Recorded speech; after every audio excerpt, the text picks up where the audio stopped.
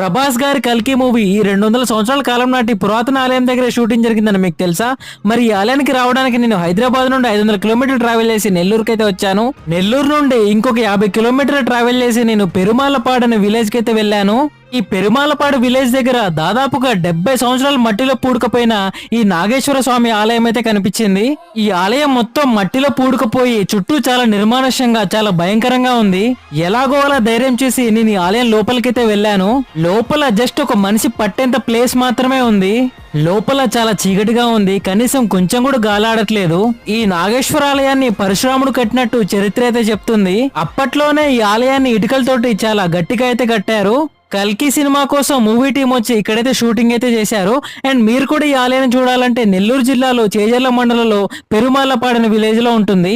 ఈ వీడియో నచ్చితే లైక్ చేయండి. దీనికి సంబంధించిన ఫుల్ వీడియో నా యూట్యూబ్ ఛానల్లో పెట్టాను. అండ్ కల్కి మూవీలో మీకు ఏ క్యారెక్టర్ బాగా నచ్చిందో